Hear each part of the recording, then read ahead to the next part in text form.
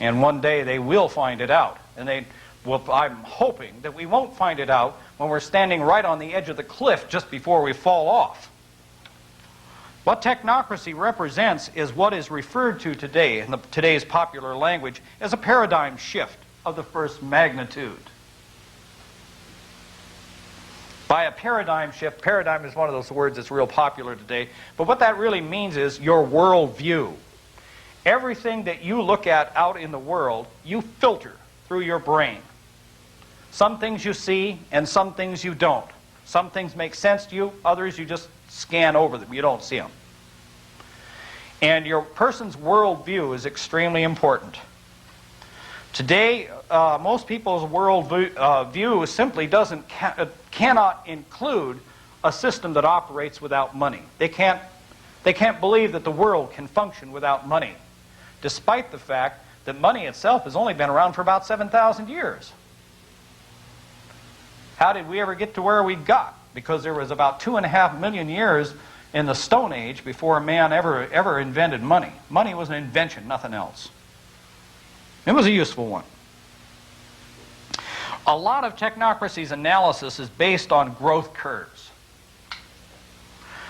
The very first growth curves that were come up, and I don't see the little plaque around in here today, were come up with by Volterra and Lotka in about 1925. Their curves are still used a lot. One of the examples that they used of their growth curves was rabbits. They used rabbits and foxes. You could see the growth of a rabbit population and so on and so forth. The technocracy at that time suggested that growth curves should be used for the measurement of the social operations. Let me put up my first graph here. A growth curve kind of works about like this. Whatever it is that you're talking about, it starts out low at birth, and then growth increases as you get toward middle age, and eventually peaks out and then begins to slow down and decline toward death. And this kind of phenomena occurs in almost anything that is living. In fact, it does occur in everything that is alive or living. And another thing too is that for those of you people who have seen a little bit of statistics, this curve is very closely matches the probability curve, which is primarily what Volterra and Lotka went on. In fact, this is a pretty close match. The smaller curve here is the actual life cycle, and the thicker curve here is the probability curve. What this means is that right here in the center of this thing, you've got the highest probability, and the lower probability as you get out toward the tails on this thing. Normally, a probability curve is set up so that this point here is 0. As far as a life curve is concerned, this point over here would be 0.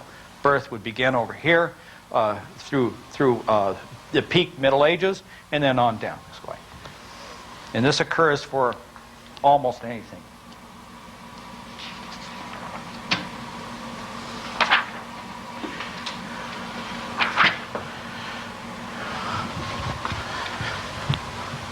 The next thing is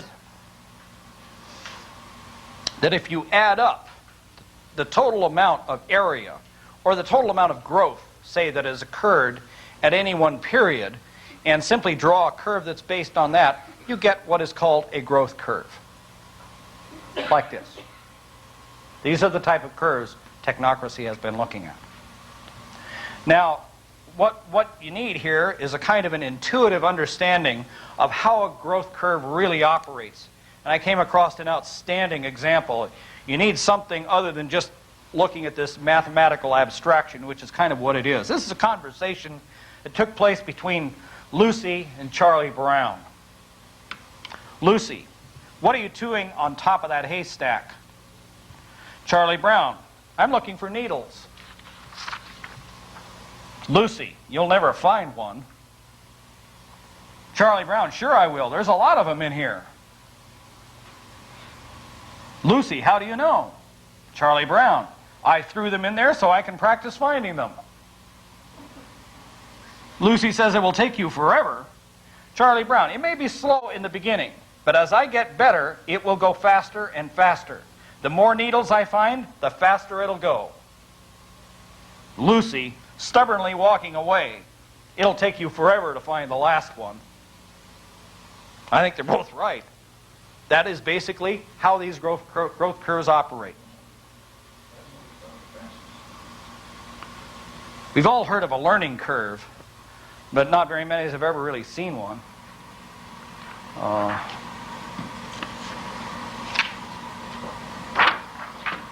This is a learning curve that has been drawn out by quite a number of people. It's a number of words that a child learns as a function of age, in months in this particular case. This is a learning curve.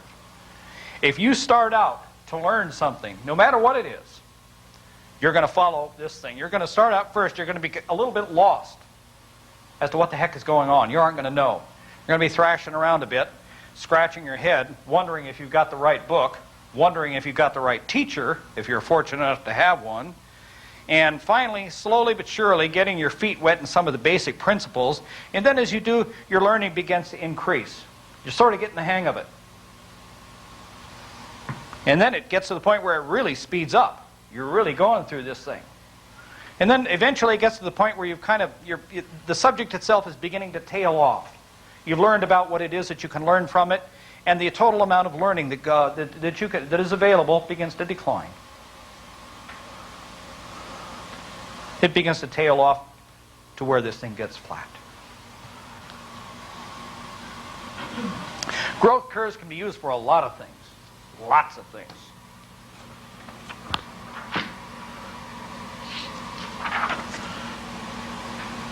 These are two really different growth curves.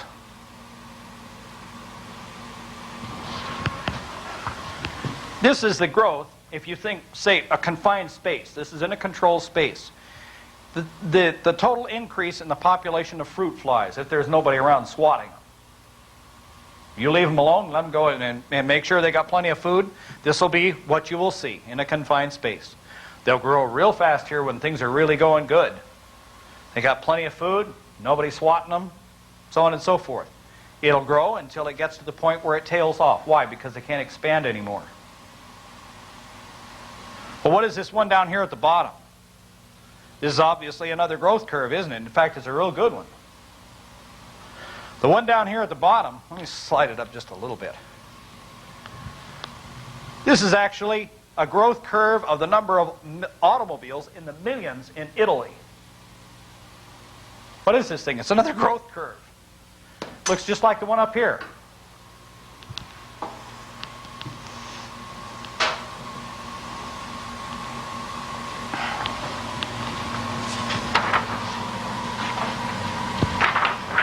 Here's another one. This one's a little bit more modern yet. Yeah, if I can get it all on there. I'm having some trouble doing that. That's okay. Well, what is this? What you can see here is where the total number of whatever this is has continued to increase and then begin to decline. Up here you can see the cumulative growth curve. In other words, the total amount of growth has actually occurred, and it's begun to tail off a little bit. What this thing really is the sales of VAX 11750 computers in Europe.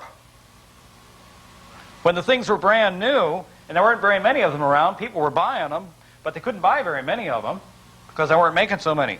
The manufacturing caught up, and they really began to take off. But what happened is here, they started to get obsolete. Newer computers came along, they're a little bit more modern. So they began to taper off. The total number of them for sale. Growth curves can be used for lots.